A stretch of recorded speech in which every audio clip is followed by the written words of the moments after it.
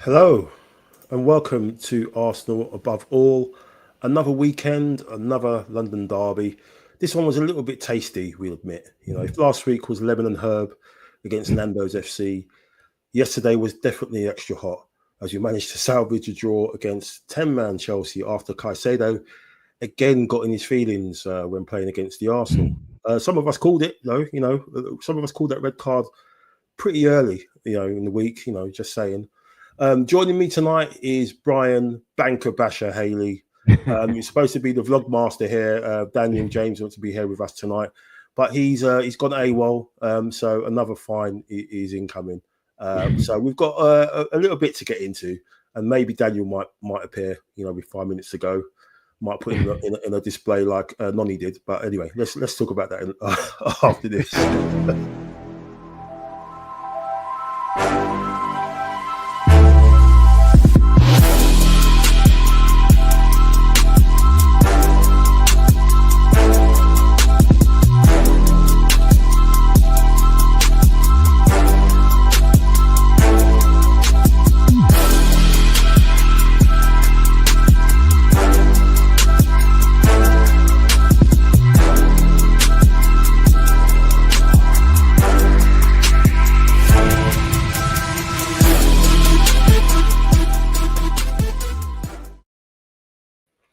Hello, everyone. Welcome back to the show. Brian, how you feeling, man? Vibe check. How you feeling after yesterday? 24 hours later, what's going on? Oh, I think I've calmed down a little bit, Mike. I think I've calmed down a little bit. I think I've looked at it in overall isolation. I think, mate, and yeah, I know we're going to go through it. I must admit, I think I was dreaming most of last night after that game of all the different things basically was going through my head after that game in itself. I didn't sleep. I got up at 2:30. I was thinking, what the hell's going on? This game's really got to me. Yeah. It's funny because obviously we had the North London derby last weekend, and watching that, I never felt the same sort of, your foot was kind of bouncing. Watching it at home, you was getting a bit sort of, because you saw some of the stuff that was going on in that first half, and you kind of felt that the on edge. It didn't feel like that at all against them like last week. And yeah, it was just fun. It was just a weird sort of start to the game. But thanks for joining us again tonight, Brian. I really appreciate it. So let's get into it. Full time 1-1 against a really sort of aggressive Chelsea side who have definitely got the bee in their bonnet against us for some reason. The last couple of seasons, they haven't beaten us in a while. That's probably why, because they used to be our whipping boys, didn't they? For a while. We used to be their whipping boys for a while. Taking bragging rights, and for a long time now, they haven't managed to get one over on us. And I think it's definitely given them a little bit of an inferiority complex, even though they've done what they've done and won whatever trophies they've won. I think it's because they probably haven't had the same respect, as probably a more traditional club would have got if they'd won it. But 1-1. Let's get into the lineup. Obviously, the big bombshell was no Saliba. So the first time in 167 starts where neither Saliba or Gabriel started for us. Mosquera and Hincapié started at the back. What was your thoughts on that, Brian? I mean, we'll jump into it now. It's another injury for us. They said it was a knock, so there's no sort of nothing coming out from the club in terms of how bad it is. So it could be a day-to-day thing, and he might be ready for Brentford hopefully, but most likely Villa. Let's hope. But another injury, obviously off the back of the one that we picked up with Trossard. We seem to pick up an injury every game. I don't know what's going on with that at the moment. What do you think it is? Is it? I mean, obviously looking from the outside looking in, and we're not privy to it. Is it? Do you think is it the training? Is it the intensity of the training, especially with the week that we've had and the level of games that we've had over the last couple of weeks? I should say, not just last week, but why do you think we keep picking up these sort of injuries, these muscular injuries, Brian? I think, Mike. I think the intensity of this season for us, anyway, I think is probably going to have some effect on players this season, and hence probably why the squad is the way how it is. I think he's probably asking, a lot more out of the players this season. I just generally think, kind of, when you've got a squad the way that we have at this minute, I suppose we can kind of get that intensity because everybody wants to play, and that's another thing, and he's going to probably have to show levels of that within sort of training sessions as well. But that probably doesn't help in the intensities of games that we have, and particularly the 3 games we've had this in a week, from Tottenham to Bayern to Chelsea. Very all 3 very, very intense games.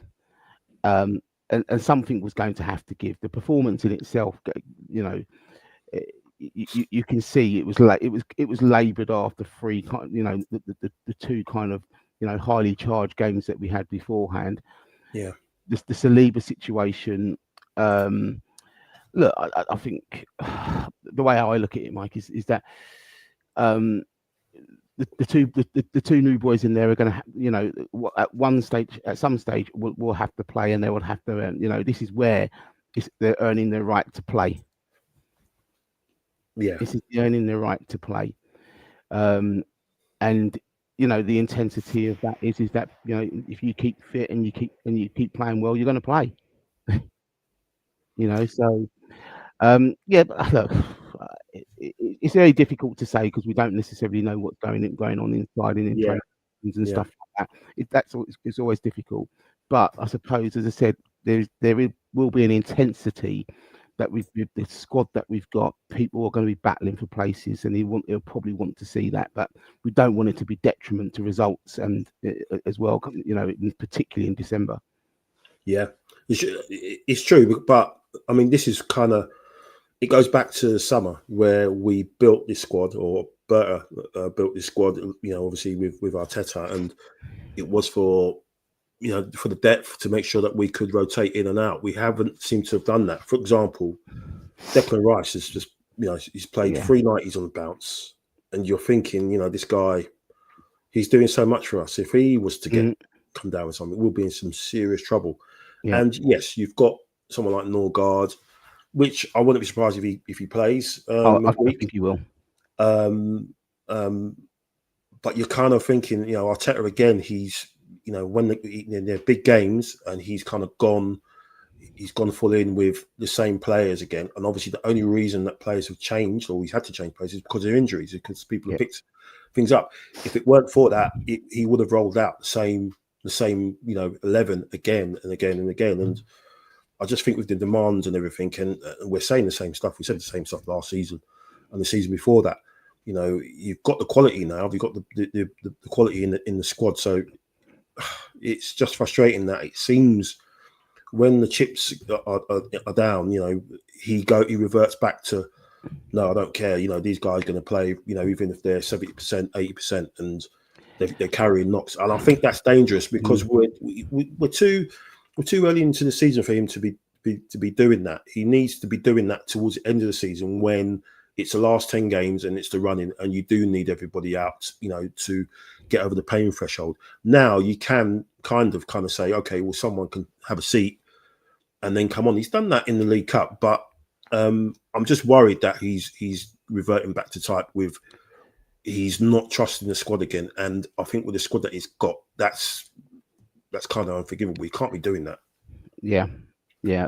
I think, you know what, Mike, the Declan Rice situation, yes, I'm concerned over it, but I think it's probably not helped, strangely enough, by losing Gorkres actually, something in a strange way, because obviously we've had to use, you know, and then losing Martinelli, not having Havertz, not having Jesus, where you'd have probably have played Marino in a midfield three and probably rested Declan at some stage for argument's sake, which is probably, to be honest with you, will be probably against Brentford this week anyway. Yeah. I would be very, very surprised to see him in the starting 11 for this game. I'll really be surprised. And the fact that we've got Villa obviously early, 12:30 kickoff. Yeah. You know, we know what Emery's like, and I think like Steve said in the chat here, how you doing, Steve? He said that basically almost every team has their game of the season against us for some reason. They all really want to beat us. Yeah, it is where everyone's kind of cup final now, because everyone's talking us up as the best team in the world and this amazing squad and what have you. And you know full well when Arsenal were coming, you know, every player was going to bed early. You know, they're kissing the kids goodnight very early. To, you know, put them on the west wing. I'm sleeping on the east wing tonight. You know, making sure that they're you know well rested for, you know, what's to come. And it is a, you know, every game is going to be a cup final, and it should be like that. You know, if we're being realistic, we don't want people to come, you know, and take it easy against us and think they're going to have a nice kick around, which people have said in the past. You know, nice kick around with the boys. We don't want that. So people are coming and bringing their A game.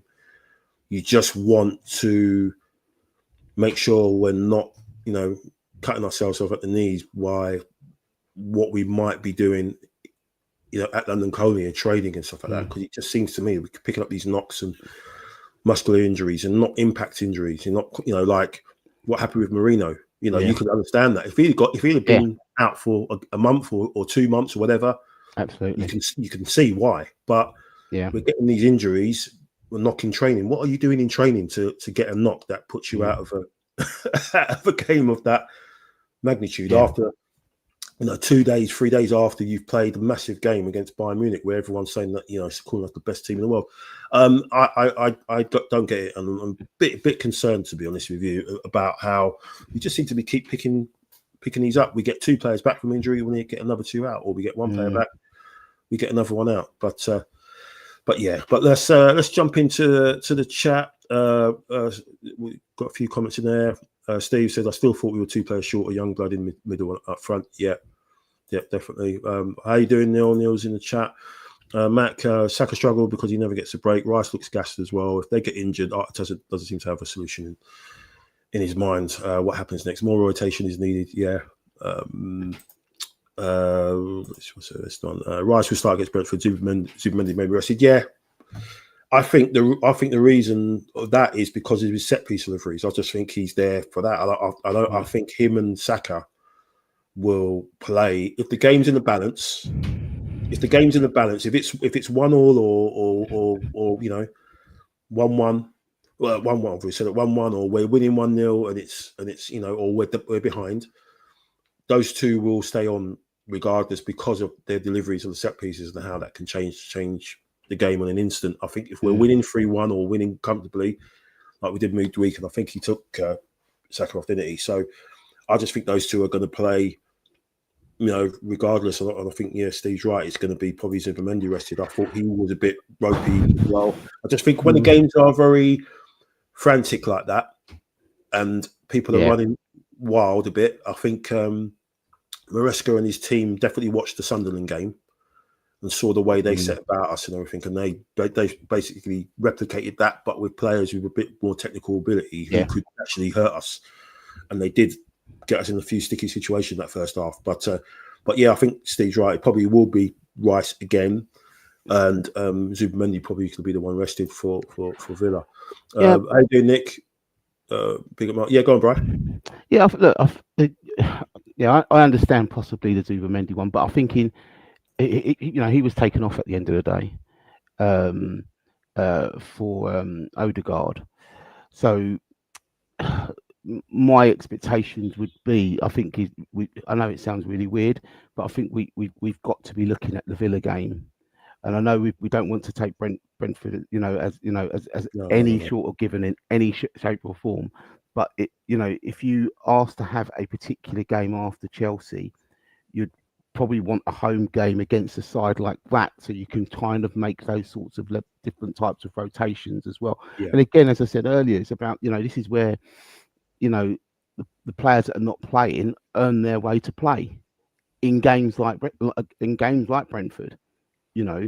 If you can go and get the not even a fringe, but the players who are kind of the replacements, should we say, this is an opportunity for them. It's a perfect opportunity for them to basically to stake a claim to play, and and it should allow someone like Declan Rice not to start that game.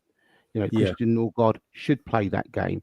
I think personally, Marino should probably start that game. Gorkrez is back; he should start. I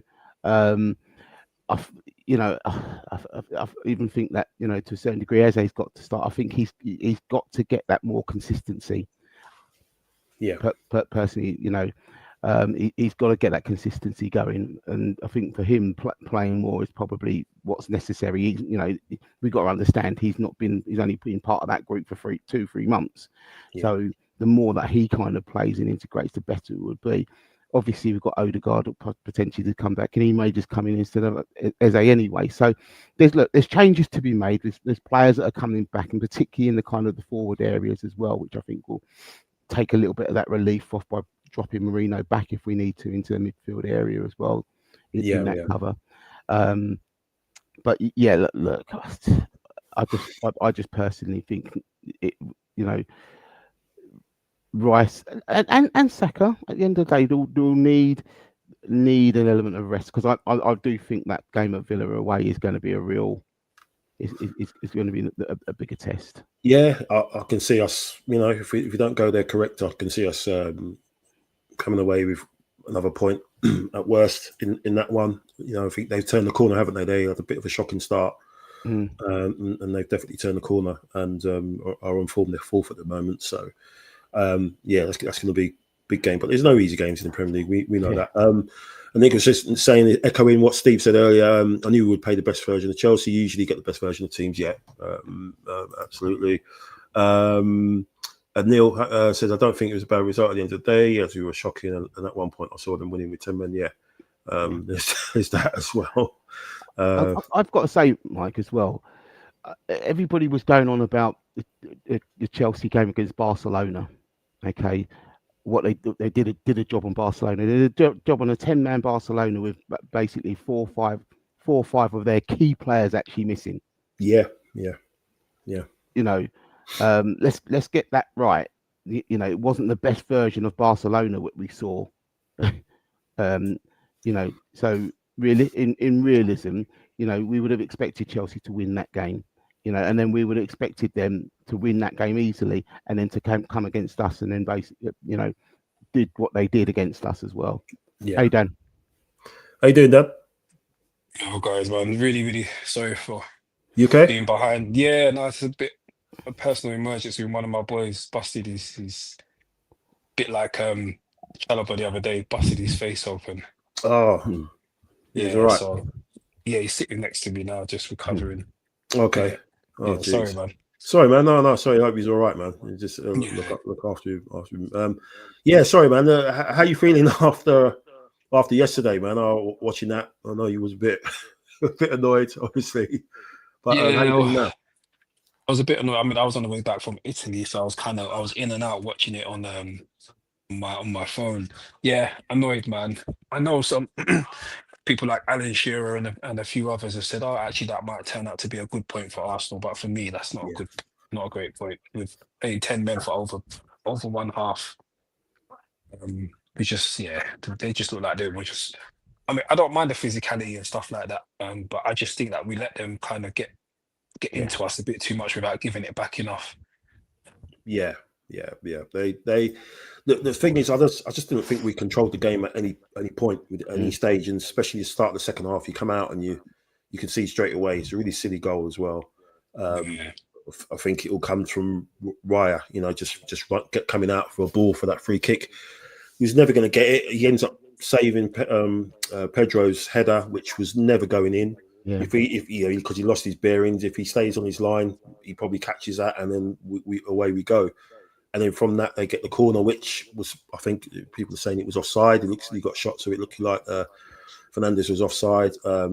We know how it goes. They had to even things up a little bit, I guess, with the red card. Especially Anthony Taylor didn't want to give the red card at first instance, but yeah, we just was talking as well, Dan, about the injuries that we seem to be we keep picking up every game. What's your thoughts on that as well? Because Man, I've no idea. All these muscular injuries, what I think Henri was explaining, it's down to overloading players and possibly training methods. They're not like, strains and ACLs and MCLs and all that kind yeah, of stuff. Muscular, which point to some kind of overexertion. I don't know. We're not medical specialists. We're not privy to all the information the medics and the doctors and the physios have. But one thing I will say, it definitely does raise a big concern because this is an ongoing issue that's been prevalent for a number of years now. yeah, It just so happens that we've got a squad big enough, sorry, to manage having our two first choice centre backs. yeah, Imagine that was a few years ago. if we had Yeah. Saliba and Gabriel out, and who have you got behind them? yeah, So on one hand, that's good, but on another hand, I think that G'd up Chelsea. You could see that they were trying to get into Mosquera quite a bit, trying to force him and Hincapié to make mistakes. You can see that they had an increased sense of confidence because they knew we had three or four players, first team players out, Trossard as well. So yeah, I don't know what we're gonna do. They're mounting up and they're coming back slowly. So let's see. yeah. And the thing is, they look rusty as well, weren't they? I mean, I think Yeah, Martinelli was he had that shot right at the end of the first half, but other than that, he was pretty quiet. Odegaard came on and was doing his trying to thread the eye, ball for the eye of the needle stuff. yeah, Wasn't taking shots. That's which I imagine someone like Eze would have maybe taken a one or two to see, because we know he can do that. And obviously, your careers, he looked a bit, not slow, but again, he was trying. Obviously, he's going to be trying to find his feet. Jesus was on the bench, which was good to see, but how far off is he? So you're right. Getting these players injured and then obviously getting them back up to speed is going to be the thing. Still no sign of Havertz and what's happening with that. It's looking like we're not going to see him to the new year, which is crazy. We don't know how long Gabriel is out for, and I think Trossard is apparently it might be 1 or 2 weeks apparently, or day to day as well with Saliba. So yeah, it's just frustrating, man. We just seem to be getting one player back, one out, or we get two players back and then two go out. It's just I just don't get it. I just don't get it. It's just crazy. Just go back into the chat.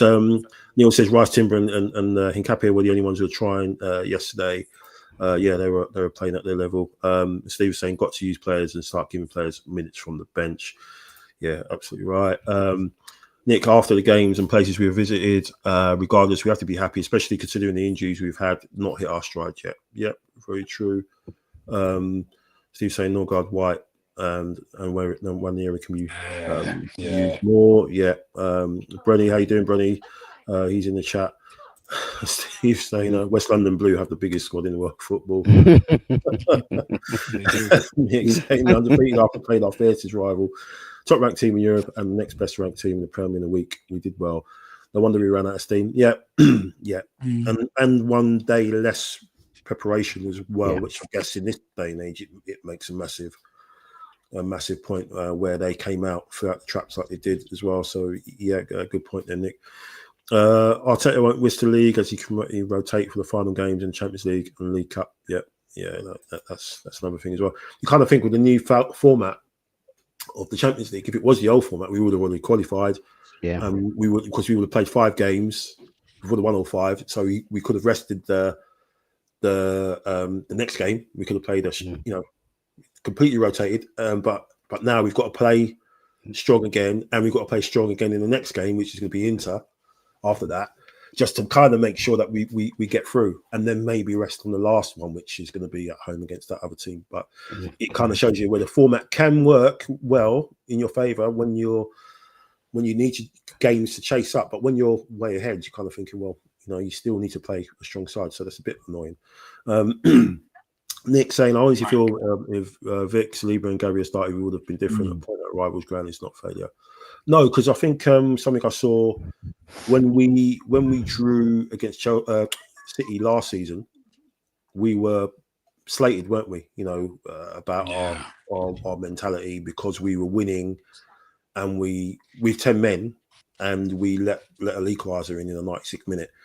Whereas Chelsea, from what I've seen all over socials and on media and whatever, they're being praised for having the lead at home this time, not away, at home against the team that supposedly thinks is the best team in the world, and they're being praised for it. That it's a good point for them. Whereas last season it wasn't for us. So again, that just shows you the snapshot on the narrative for us, where it's all different, regardless.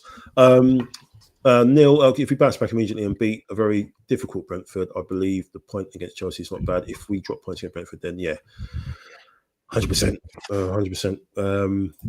We need to rotate. I think he needs to rotate more. I think he will, maybe 1 or 2, 3 probably against Brentford, and then go strong against Villa, because I think that's going to be, again, it's going to be a cup final. It's going to be a cup final situation for them. And Nick saying next few months on the time to rotate and use the squad to minimise the load. Yeah, absolutely. Any thoughts on the red card, Brian?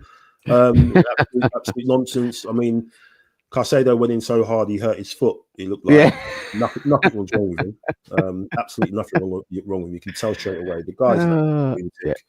He's like a jilted. One of those jilted girlfriend. Not that I watch it, but he just, whenever Arsenal come around, he just loses his head. And I said a couple of days before that I can see him or Cucurella get a red, because they just lose their heads when they play against us. Cucurella has it in his, and it has something about Saka that he just doesn't like, and obviously Caicedo going around pushing people and doing what have you.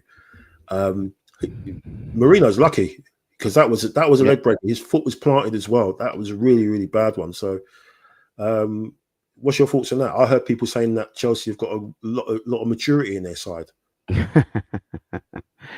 And I think I said to you, Mike, I said, Caicedo's a talented kid. Yeah, but he just completely lacks the football intelligence at this moment. Because if you basically were going to a game like that and people are championing you as this central number 6 midfielder, potentially in the world at this moment in time, you might be thinking to yourself, you know what, I don't actually have to go in there and rough people up. My football will do actually the talking, and like Zubimendi does, you do the simple things and break things up. You don't have to break people's legs to break things up. Yeah, you don't have to basically get in people's faces to basically to make that you are, a prominent player on the pitch at that time. So he just lacks the football intelligence, and it's probably in some respects probably why we didn't buy him anyway. Yeah. I think the way he acted after the deal fell through, or not deal fell through so much that Brighton said, no, you're not going anywhere. I think him doing all that, Instagram posts about his family and everything like that, I think the club probably looked at it and thought, oh, you know what, no, this guy is a bit, let's not. And obviously, I think probably they were talking to Rice at the same time, and it was like, okay, we're just going to go with this guy because obviously his mental strength is in a completely different universe to Caicedo. Absolutely ridiculous. And Steve was there saying almost every first foul for us was a booking. Some rightly so. The ref let West Ham Blue get away with some. Yeah, it's a normal thing. It seems with Anthony Taylor. And yeah, this was what pushed me over the edge when Sturridge said that it wasn't a bad tackle at normal speed, and definitely not a red. Absolutely, absolutely insane. I couldn't believe it, and he's sitting there just saying that, saying it wasn't a bad tackle. It was just, and it's that sort of narrative that seeps through, and people think it's okay to do that, and then and like I said, Anthony Taylor, he was right there looking at it, and he waved play on. If you look at it back, he's like, oh, God, play on. He's like, follow the ball. He didn't blow up straight away. He was just like, okay, it's just a collision. It's mental, absolutely mental. Nick saying, when I see change like that and the ref plays on, so we suffered 7 to 8 broken legs in 5 seasons under Wenger. Yeah, it was crazy. It was absolutely crazy that he just said, okay, yeah, play on. And then he gives you a yellow card. Why do you give the yellow card and then have to maybe go back and change it? Why don't you just? I don't get how they ref now. It's just absolutely crazy. It's kind of embarrassing, to be honest with you, though, Mike. When you look at the whole situation in itself, where he's allowed the game to go on, he's then given a yellow card for it, and then being told to go to the screen to have a look at it. To me, he's got the whole complete situation completely wrong anyway. Then Stockley Park should have really basically said to him before he even gave the yellow card, you better just go and have a look at this now. Yeah. So the whole sequence of it was a mess. Yeah, it's a joke, absolute joke, and it leads to this as well from Nick. In terms of Miles, we talk about Miles and the substitutions. So it's I'm kind of worried about Miles at the moment because he didn't play well. Not the last England game. The last England game he featured, I thought he was really poor. I think we won 5-0. I think it was England won 5-0, and he was really poor. He looked like his head was gone. And then he played, against Bayern, and he just was getting spun by that car, wasn't he? And I just thought, okay, he's going to come on London derby. He's going to be up for it, and he just didn't. The intensity wasn't there. He just wasn't. It's surprising because I was trying to think when was the last time an Arteta thrown on a sub, and they've not seemed like they're up for it. They've not hit the ground running and kept with the same level of the output as the rest of the team. And it was Miles and it was Noni as well. Noni came on. He was smiling and trying to talk to people, like some of the Chelsea players. I'm like, bro, this ain't that game, man. They're not on that. Ain't you watched the game from the bench? Haven't you seen what they've been doing? Haven't you heard what the fans have been saying? Yeah. Behind you, like in the dugout, haven't you heard what they've been saying to you whilst you've been warming up? They must have been saying a load of stuff, but he's coming on all relaxed and jovial, like, we just like it's gone down to Hackney Marshes after school, and it's like just kick about with some of his. He used to go to school there. Oh, he's just seen these old boys. He's going to go over there and play a kick around with them. No, it's not that sort of game, man. What do you think, Dan? Because I was livid with just the attitude. He didn't try to take anybody on. I think he did try to take one take on. It was unsuccessful. Every time he got the ball, it was a safe pass backwards. I just think it got to his head, and I was disappointed because I thought after his goal midweek, it would have given him a bit of a push, to go back to Chelsea and just show them something. But what was your thoughts on? I think the fans got it. I think the atmosphere and the fans and the performance of Chelsea, the aggression and stuff, I think it got to his head. It got in his head. I think he had a bit of stage fright. That being said, I think obviously he's been out for quite a while as well. So, I mean, it's hard. I know we're here talking about people like Miles and the like. They just haven't been able to get any rhythm, and unfortunately, you know, they're not able to come in and hit the ground running because they've got no rhythm at the moment. Arteta, that's my one criticism of Arteta. He could use he could do a bit more rotation in terms of substitutions Yeah, to allow players to get rhythm. Ben White, Norgard, you know, we've seen how good Norgard was at Brentford. Ethan, Waneri, all these guys are not really getting much minutes. So they're not able to get even a little rhythm of getting 20 minutes, 15 minutes per game. They're just sitting on the bench for the entire game most of the yeah, time. And so I think, you know, even for Ethan, seeing Noni come back after what, 2 months out, and he's being called into action before he is, it is a bit questionable. That's my only slight criticism of Arteta. And just slightly back to the Casado thing, I actually think we made the right decision. Right, I mean, I'll be honest with you. As good as people say Casado is, unpopular opinion, I don't actually rate him as a player. Brian, you made a good point. Technically, about his IQ as a footballer, I do question that actually. And obviously, he's a pro. I'm not, but just from what I see, it's just not pleasing on my eye. He seems like he's a disruptor. That's his game. He likes to go around yeah, disrupting yeah, things, picking people, fouling. That's his game. And for me, I just don't like that kind of player. It's the modern game for me has come a lot further than that now. From them Graham Souness days.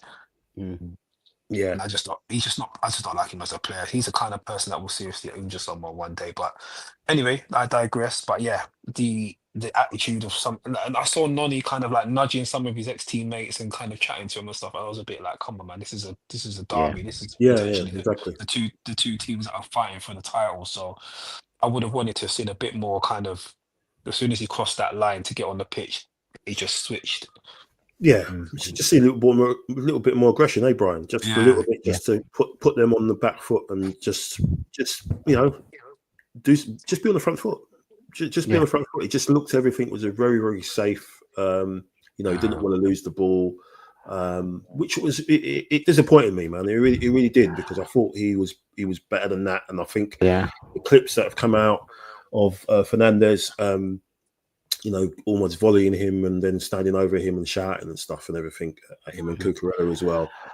And yet he didn't back that up. He still kind of was like, okay, you know, very blasé sort of thing with the rest of the game. There was one time when the ball went up in the air and he just didn't compete in the air. He just went up half-heartedly, man. I was like, come on, seriously, you're just not, your head's just not there. I mean, if it was there a little bit longer, I wouldn't be surprised if Arteta would have said, you know what, I'm going to drag you off. Because like Neil was saying in the chat, I was going mad. I was going mad on the chat with him. I was going mad in the chat, just saying, "What, you know, this isn't a game anymore. You know, a game, but it isn't. This isn't it. You know, you can do that afterwards. You can go and chat to whatever people afterwards. But they shipped you out whilst you were in America on the verge of playing in a World Cup final, and they thought, "No, we don't need you. You can go." And you come on, and you're kind of, you know, how you doing? You know, what's happening? It's like no one's talking to you. You know, it ain't that time, man. Sorry, go on, bro. What do you think? No, I think to me we missed Gyökeres yesterday. I think he was leading that line. I think because what I saw was we looked a bit passive when we on a bit of the press, where Chelsea got out too easily for my liking. Yeah. They got out far too easy, and I think if Gyökeres was there, I think, and when he launched on Sanchez, that is what we were asking for. Yeah. You know, he left the mark, like, no different than what Caicedo did, but obviously did it in the right ways by leaving one on Sanchez. But that's what we should have had from leading from the front, but we didn't seem to have that with that. Chelsea, we allowed Chelsea to play, and they got out too easy for my liking. Yeah. And that just allowed them to play. Yeah. 100%. And Neil agrees with Dan. Yeah, pretty much. Yeah. Optimum of the game. The game was played. It was not a modern day football match. It was more talking to people in the boxing gym. Yeah, just people just, you know, Marino was getting shoved around by James and stuff like that, and obviously he popped up with his with his big goal. I thought he didn't have that great a game first half. Just kept on giving the ball away first half. Him and Zubimendi, and people would keep talking about Marino being a big game player, or Arteta trusts him, in these games, big games, because he, protects the ball, he keeps it well. This guy was giving the ball away every time he had it in the first 20, 25 minutes. I was thinking, what the hell? And Zubimendi was doing the same thing.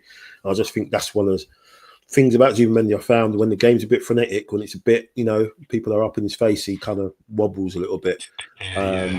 So he needs to obviously get used to that. Obviously, he was still 3-4 months into his first taste of football in the Premier League. He's gonna taste a festive program because he's not used to that either. Playing in Spain with the breaks and stuff, so he's got that to come as well. And you kind of think, well, okay, this is the perfect chance for you to take him out for maybe 1 or 2 games and put Norgard in. This is what it's all about.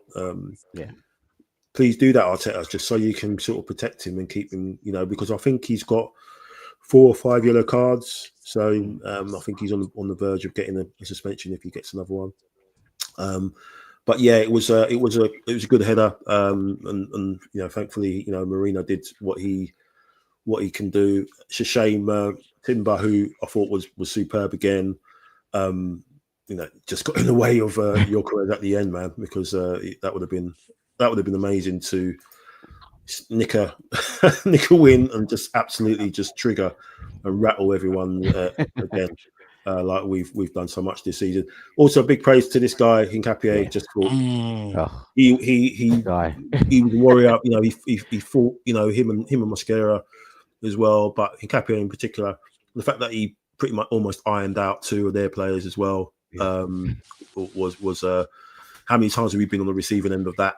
We remember Hector Bellerin getting knocked out at Stamford Bridge many seasons ago. I think it was it Alonso that went up for a header and elbowed him? Alonso, yeah. Clean elbow. And Gary Neville saying, "Oh, you got to be tougher than that."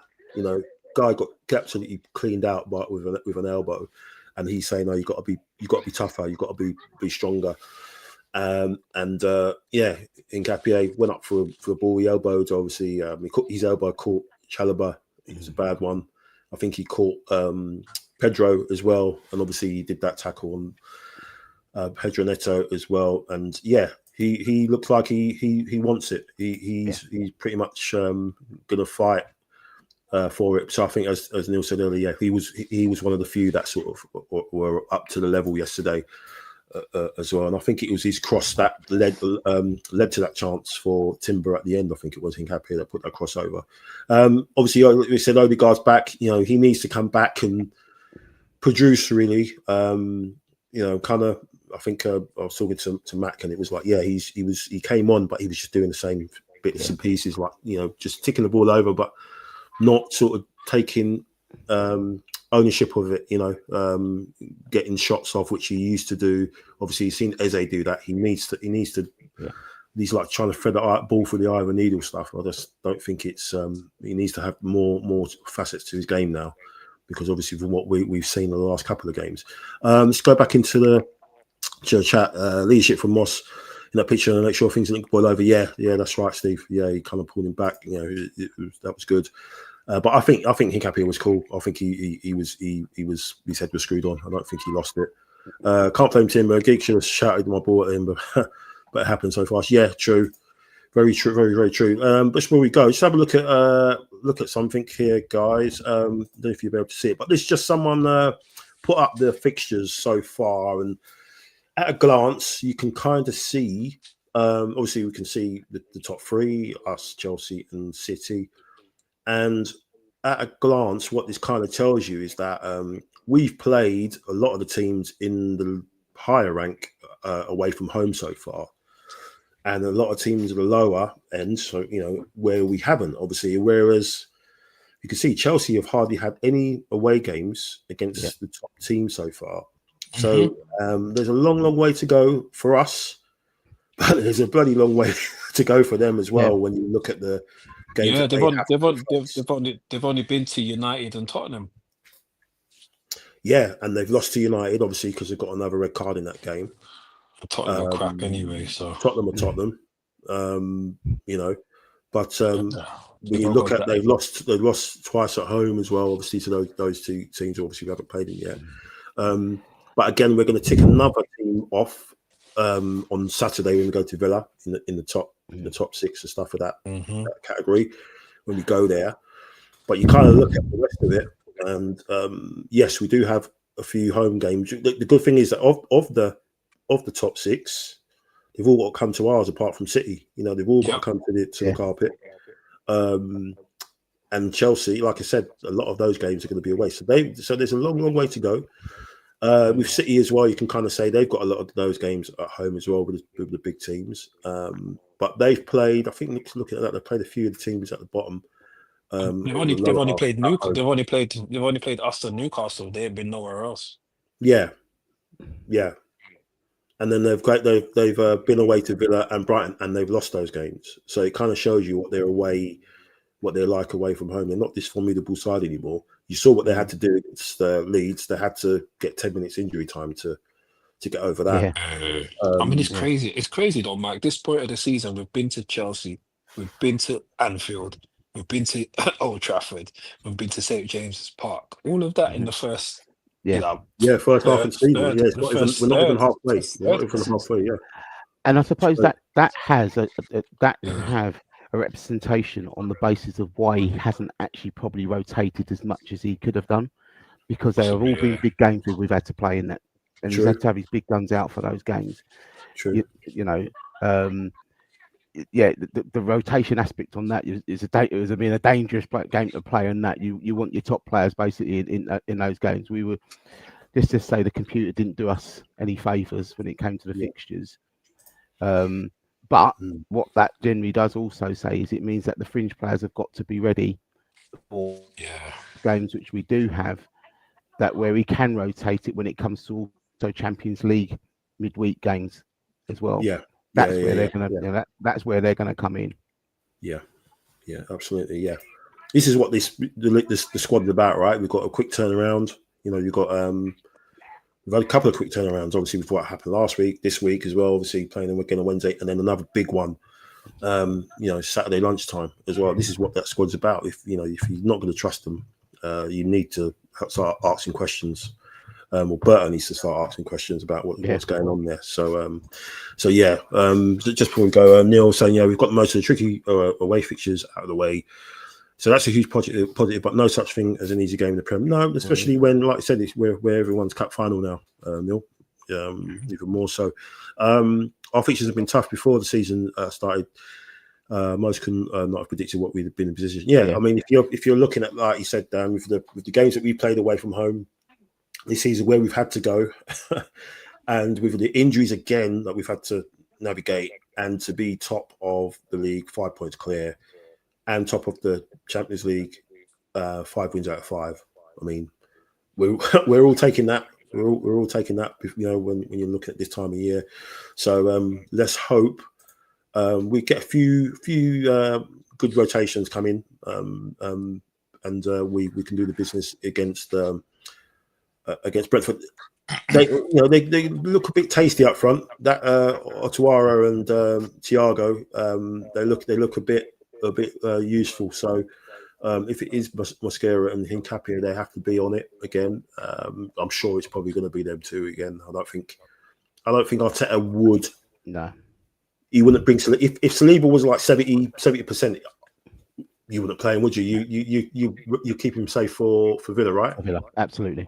Yeah. And then it's a case of what do you do? Fullbacks, do you take Timber out? Do you put White in? Do you take you throw Miles in to start that one? And put Calafiori out. Obviously, he was on the yellow, and that's why he was off. But yeah, it's all down to trusting people when you put them in, and people having to step up and do the business, because if you don't, then you're going to go down the pecking order quite quickly. But maybe not so quick if players are injured. So you're just going to stay at the same place anyway, I'd definitely like to see Norgard start that one and give Zubi put him on the bench. Yeah. I think that would be a good shout. Yeah, against his old team as well. Yeah. I'll imagine that's something that Arteta's thinking, that he kind of knows these guys. He's good in the air as well. We know that they're pretty good in the air with their long throws and stuff. So he should sort of have some sort of intel in terms of what's going to happen there as well. I wouldn't mind seeing Miles starting as well. Get the home crowd behind him, get him some confidence and stuff. Yeah. You've kind of him, but I don't know. I feel like he's so important at the moment that I don't know if I would want to bench him, but just on the basis of what we were talking about earlier in terms of overload, it would make sense to maybe give a start to Benny White over there. I don't think he'll make so many changes though. However, he might make other than the forced ones. Yeah. I don't think he might make one other change, or maybe I can't see him changing half the team. It's not his style, is it? Yeah, I think probably you're looking at two, possibly maybe Martinelli coming out and maybe Madueke possibly, and then Zubimendi out for Norgard. Possibly those probably would be the same. The only two changes I think probably we'll see, and then he'll run Rice and Saka into the ground again, and then say, all right, go again on Saturday lunchtime. It's crazy, but we'll see. But anyway, thanks guys for your time. Really appreciate it. Dan, I hope your boy's all right, man.